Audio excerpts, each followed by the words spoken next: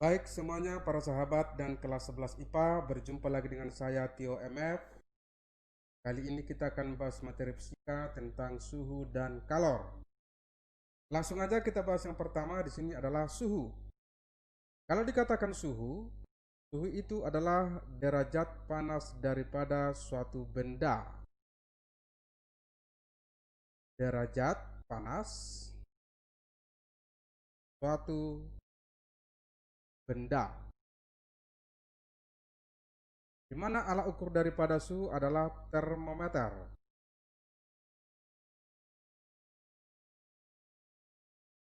Nah, termometer itu ada 4, ya, ada 4.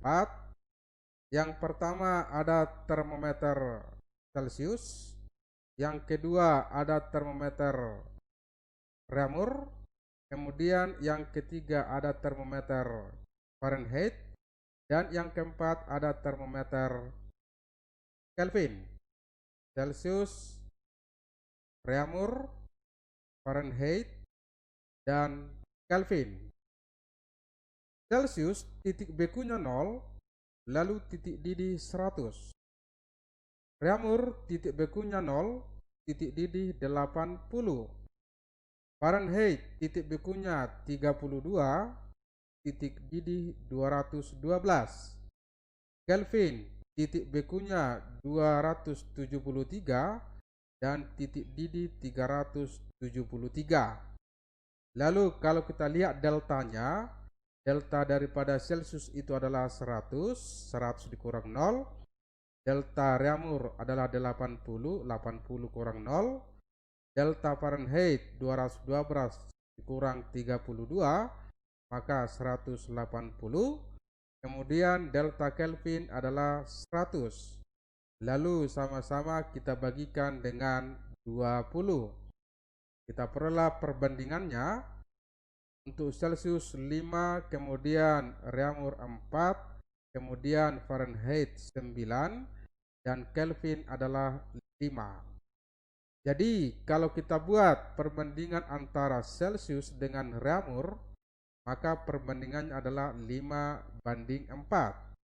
Lalu kalau misalnya Celcius dibanding F dikurang 32, kenapa dikurangkan 32?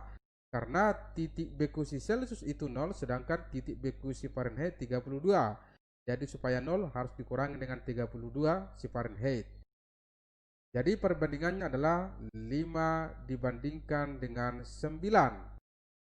Kemudian kita buat misalnya Celcius dibandingkan dengan Kelvin, tentu dikurangi dengan 273 sama dengan 5:5. 5:5 1, maka kita peroleh Celcius sama dengan Kelvin dikurang 273, atau bahwa Kelvin sama dengan Celcius ditambahkan dengan 273. Nah itu dia ya untuk perbandingan termometer Celcius, Reaumur, Fahrenheit, dan Kelvin.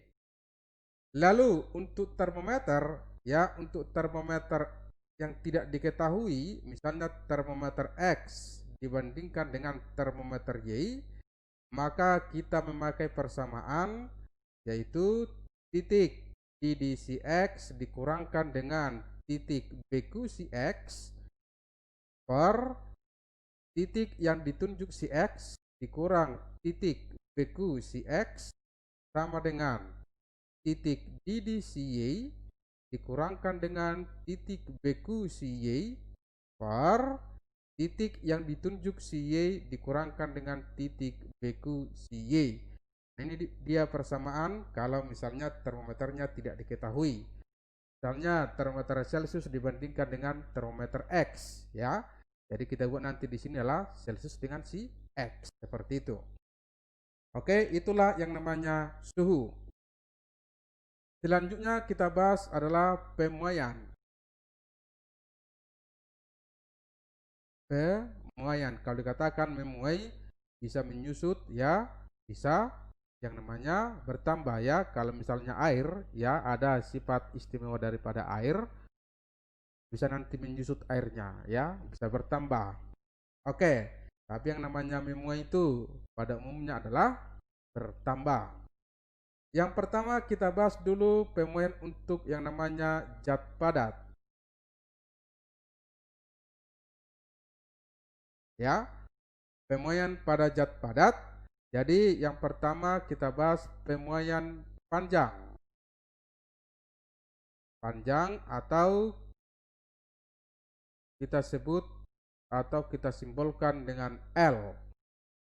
Nah, kalau dia pemuaian panjang, maka pertambahan panjangnya itu adalah delta L sama dengan panjang awal dikalikan dengan alfa dikalikan dengan delta T. Sedangkan kalau dia panjang akhir itu panjang awal ditambahkan dengan delta L. Nah, di mana kalau yang namanya alfa itu adalah koefisien muai panjang. Satuannya adalah per derajat Celcius. Itu dia kalau yang namanya pemuaian panjang. Kemudian selanjutnya untuk pemuaian luas. Ya, untuk pemuaian luas, kalau luas kita simbolkan atau kita sebut dengan A. Untuk pertambahan luas, ya, delta A sama dengan luas awal dikalikan dengan beta dikalikan dengan delta T. Sedangkan luas akhir sama dengan luas awal ditambahkan dengan delta A. Nah, kalau dia yang namanya beta itu koefisien muai luas. Satuannya adalah per derajat Celcius. Nah, ingat bahwa yang namanya beta sama dengan 2 kali alfa.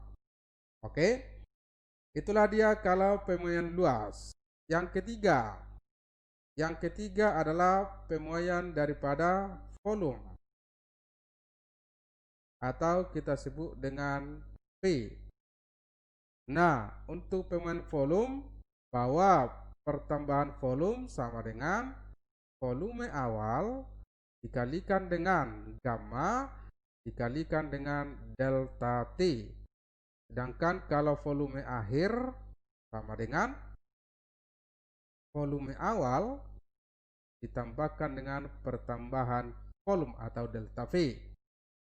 Dimana kalau yang namanya gamma yaitu koefisien muai volume.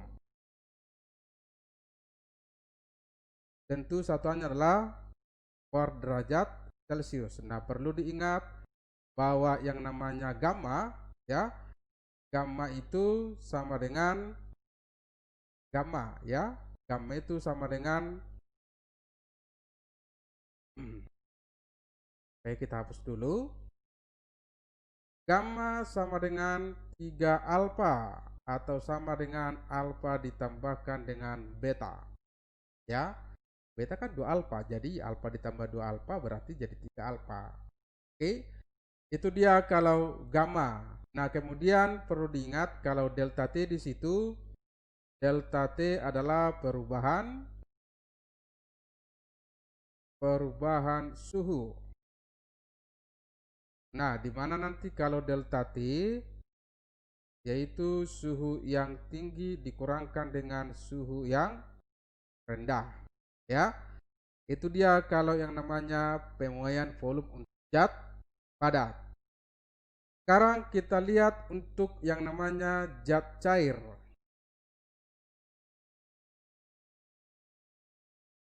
Oke. Nah, untuk zat cair tidak ada pemuaian panjang, tidak ada pemuaian luas, yang ada hanya satu, pemuaian volume. Ya. Jadi mana ada panjang zat cair atau luas zat cair, yang ada adalah volume daripada zat cair. Ya. Nah, jadi ingat yang ada adalah pemuaian daripada volume.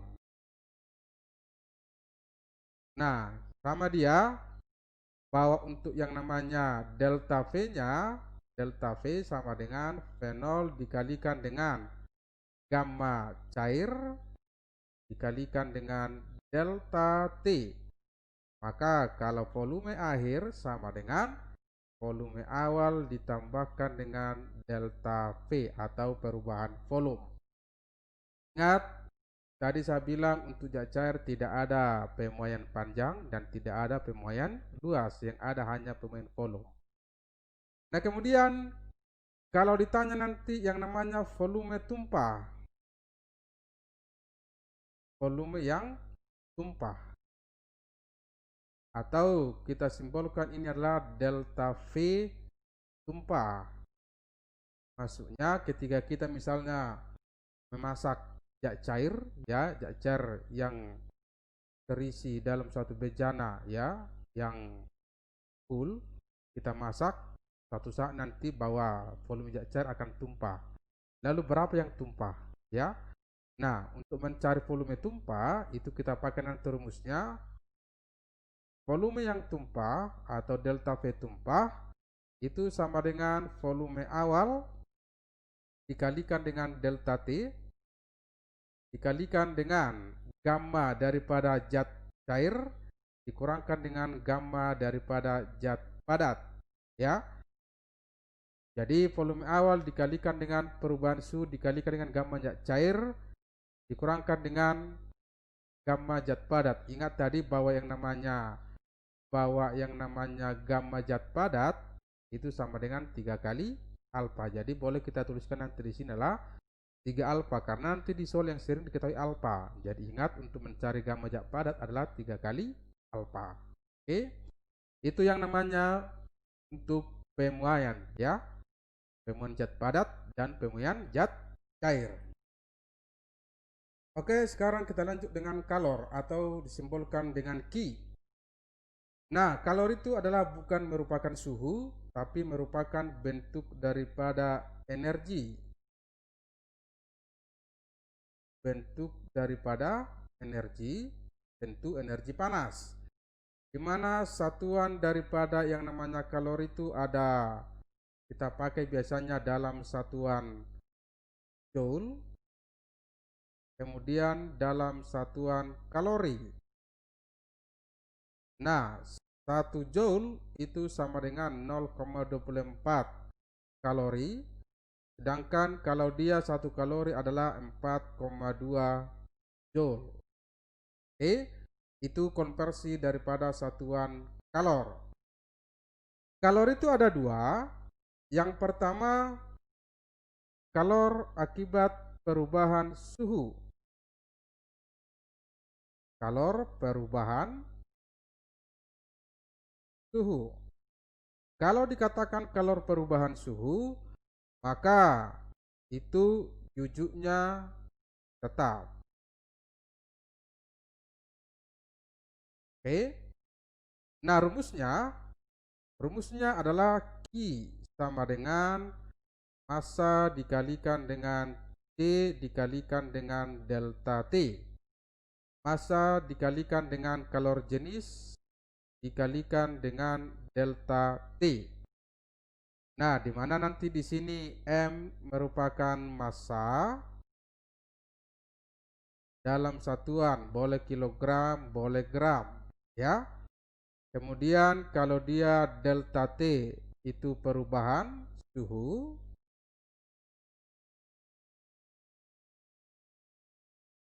dalam satuan Celcius. Kalau dia C itu kalor jenis. Kalor jenis. Jadi kalau kalor jenis besar, maka itu artinya lambat naik suhunya, ya. Kalau kalor jenis suatu benda besar, maka lambat naik suhunya. Ini satuannya adalah dalam satuan joule per kilogram derajat Celcius atau boleh dalam satuan kalori per gram derajat Celcius.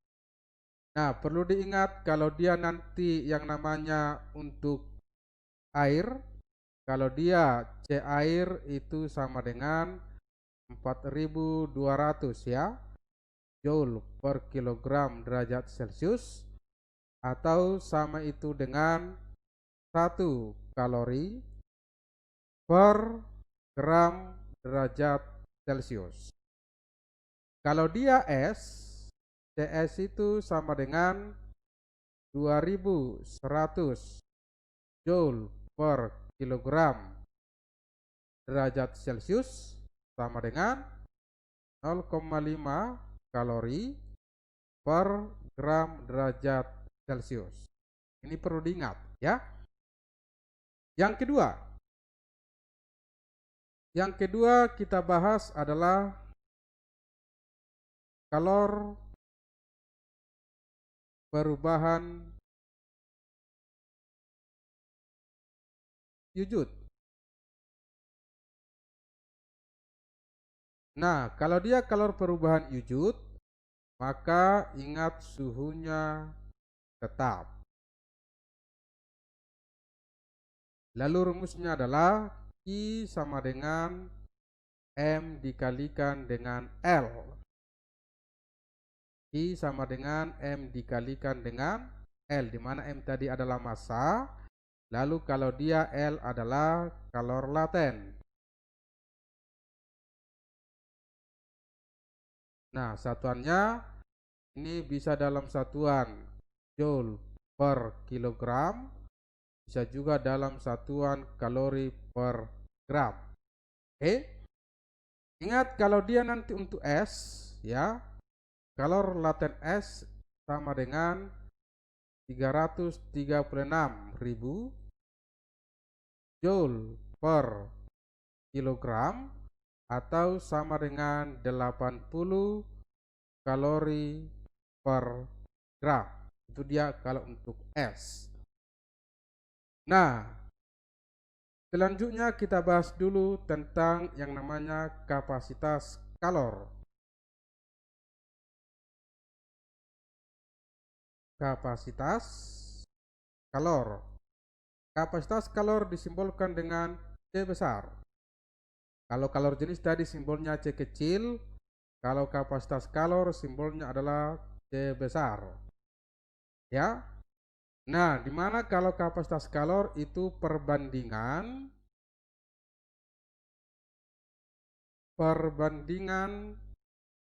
antara kalor dengan perubahan suhu. Ya, itu yang namanya kapasitas kalor, perbandingan antara kalor dengan perubahan suhu. Jadi rumusnya kita buat C besar sama dengan I per delta T sama dengan M dikalikan dengan C kecil ya, kalor jenis. Oke. C besar sama dengan Q per delta T atau sama dengan M dikalikan dengan C. Ya, C kecil tentunya. Jadi C kecil di sini adalah kalor jenis. Itulah yang namanya kapasitas kalor. Lalu kalau kita lihat grafiknya,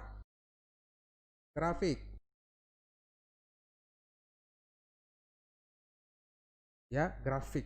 Oke. Jadi saya gambarkan dulu di sini.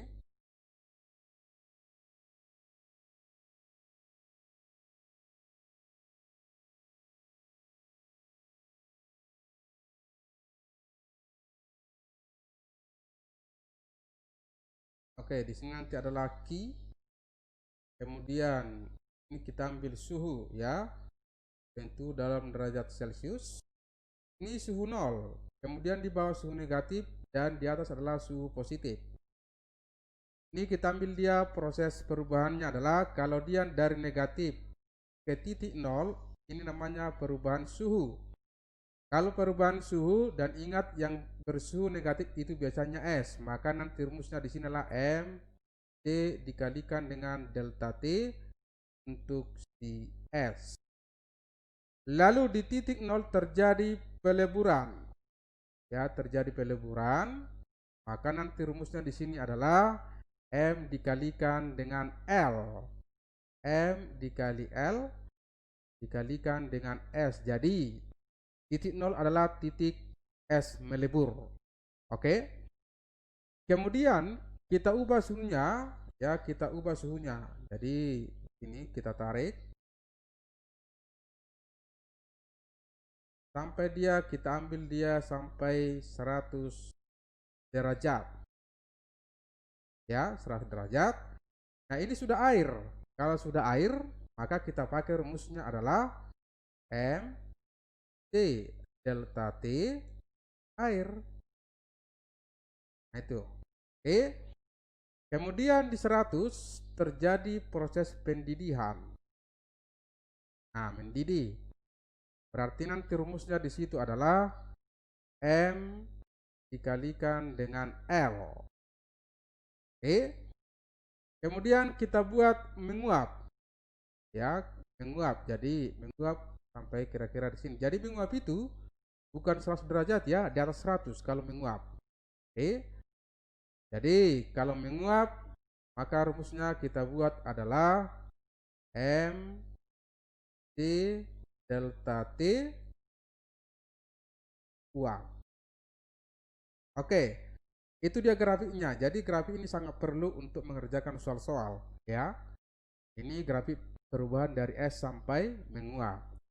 Ini sangat penting nanti untuk mengerjakan yang namanya asas Black. Nah, kalau dikatakan asas Black itu adalah asas yang menyatakan bahwa kalor yang diterima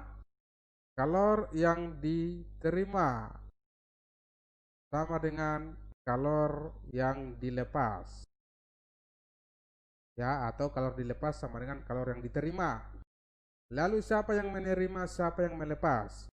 Nah, kalau yang menerima adalah suhu yang rendah.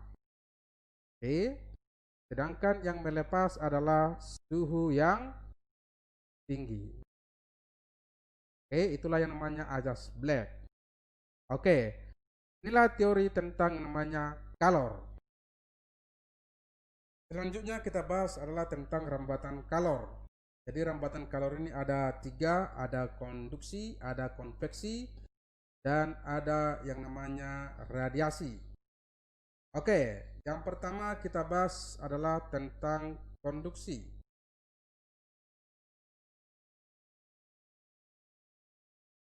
Nah, kalau konduksi adalah perpindahan panas tanpa disertai dengan partikel-partikelnya. Itu namanya konduksi. Saya ulangi. Perpindahan panas tanpa disertai dengan partikel-partikelnya ini biasanya terjadi pada zat padat. Ya. Nah, ini contohnya lah perpindahan panas dari panci ya ke tangan melalui gagang panci. Itu contoh daripada konduksi. Ulangi. Contoh daripada konduksi misalnya perpindahan panas dari panci ke tangan melalui gagang panci. Itu contoh konduksi. Jadi misalnya saya gambarkan di sini ada sebuah batang.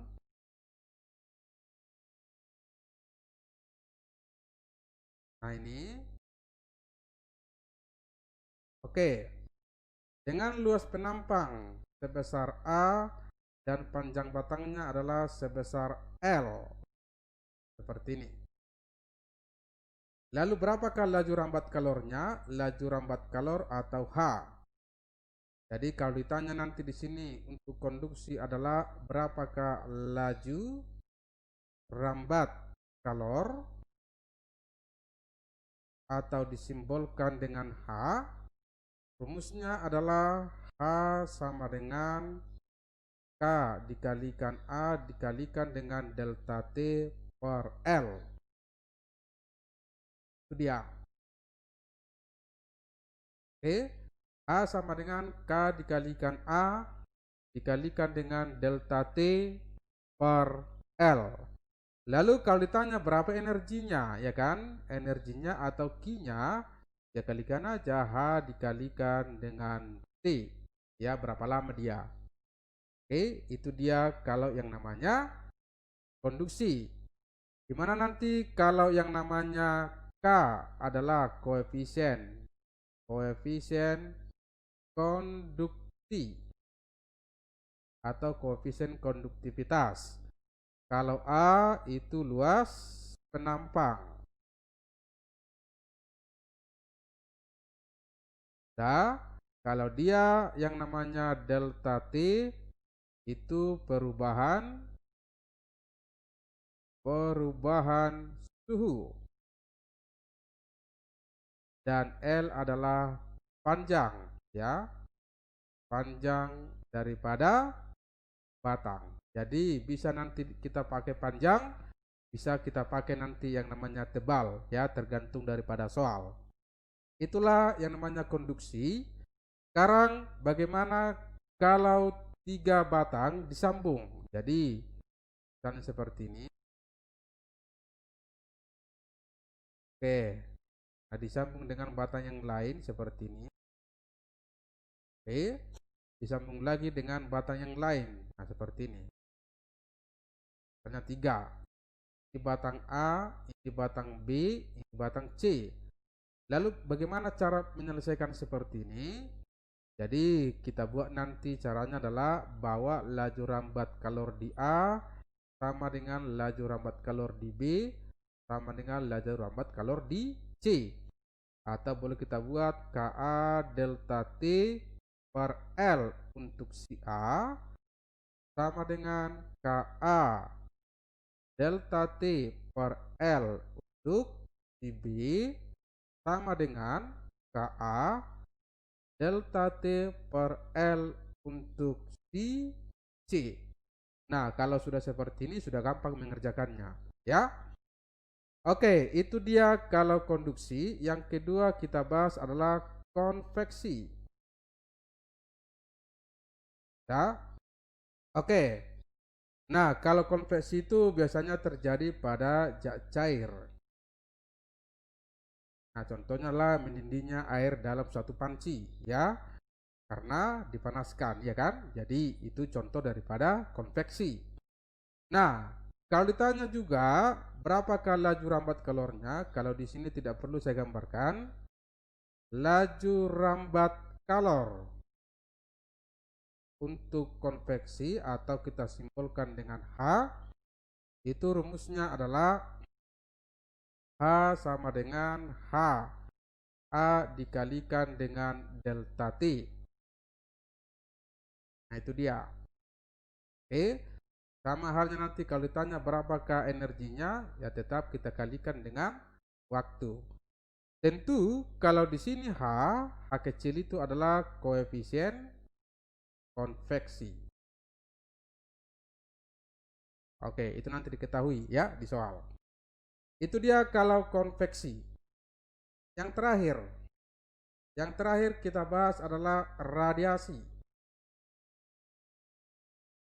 Radiasi itu merupakan pancaran, ya, merupakan pancaran. Ini biasanya terjadi pada yang namanya gas, ya, udara, misalnya pancaran matahari sampai ke bumi, radiasi.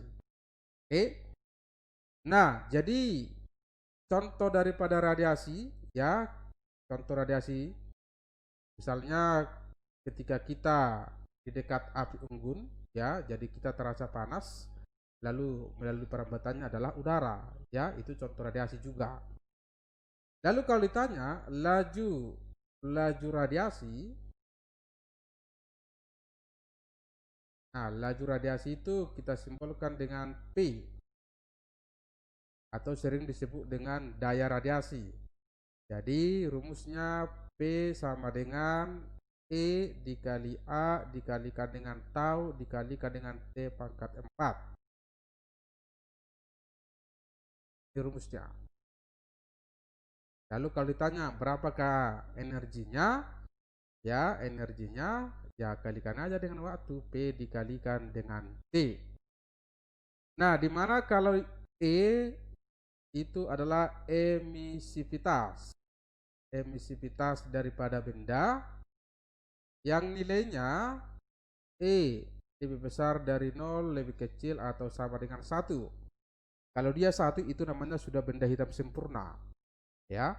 Itu makanya kalau di panas hari mana lebih enak memakai baju hitam atau baju putih? Tentu baju putih. Kenapa? Karena kalau baju hitam itu menyerap kalor dan baju putih ya itu memancarkan, ya, atau memantulkan kalor. Sedangkan kalau di daerah dingin biasanya kita memakai baju hitam biar kita panas ya, jangan memakai baju putih. Oke, itu dia penerapannya. Lalu kalau dia A, itu adalah luas penampang.